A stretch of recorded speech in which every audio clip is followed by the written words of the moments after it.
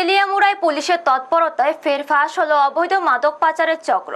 বুধবার গভীর রাতে তেলিয়ামুড়া থানা পুলিশের অভিযানে উদ্ধার করা হয় 600-রও বেশি অবৈধ স্কপের বোতল। উদ্ধার হওয়া মাদক সামগ্রীর আনুমানিক বাজার মূল্য প্রায় 6 লক্ষ টাকা বলে জানা গেছে। পুলিশ সূত্রে খবর, মহারানীপুর এলাকায় নিয়মিত টহলদারির সময় রাস্তার পাশে দাঁড়িয়ে থাকা একটি সন্দেহজনক ইকো গাড়ির উপর নজর পড়ে পুলিশের উপস্থিতি টের পেতেই গাড়ি চালক ঘটনাস্থল থেকে পালিয়ে যায়। পরবর্তীতে গাড়িটিতে তল্লাশি চালিয়ে বস্তাবন্দি অবস্থায় বিপুল পরিমাণ স্কপ উদ্ধার করা হয়। পরে উদ্ধার হওয়া মাদক সামগ্রী এবং গাড়িটিকে বাজেয়াপ্ত করে তেলিয়ামুড়া থানায় নিয়ে আসে পুলিশ জানিয়েছে গাড়িটির মালিক নয়ন রায়।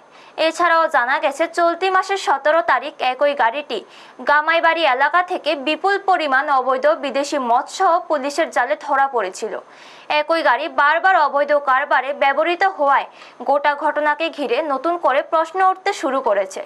বিশ্বস্ত সূত্রের দাবি, এই চক্রের সঙ্গে তেলিয়ামুড়া থানাধীন গৌরাঙ্গ টিলা এলাকার এক যুবক এবং আগরতলার এক যুবকের যোগ থাকতে পারে।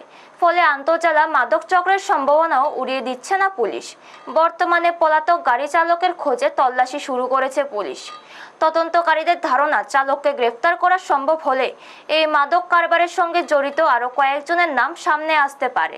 ব্যুরো রিপোর্ট, নিউজ তৎকাল 24। কোন জায়গা থেকে? মহারানীপুর কালীবাড়ি। কিসের মধ্যে পাইছেন? একটা ইকো গাড়ি, গাড়ির নম্বর TR01 PV 0635। কতগুলি স্কোপ উদ্ধার করলেন? Approx 600 above. বাজার মূল্য বাজার মূল্য অ্যাপ্রক্স 4 লাখ। করা হয়েছে? পাওয়া যায়নি। গাড়ির মালিকের নাম? মালিকের নাম নয়ন রায়। তাকে কি অ্যারেস্ট করা হয়েছে? না, ও তো আমরা পাইছি।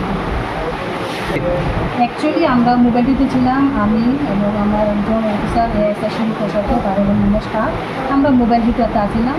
আমরা যখন গাড়িটা মহারানীপুরতে দাঁড় করাই, একটা লোক দৌড় আমরা সন্দেহ হলো। আমরা গাড়ির পাশে গেলাম, গিয়ে দেখলাম গাড়ির মধ্যে তারপরে চাবিও আসলো। তখন ড্রাইভার তো পালাই গেছে, তো খুললে আমরা দেখলাম এটার মধ্যে এই নেশা জাতীয় সামগ্রী পাওয়া গেছে।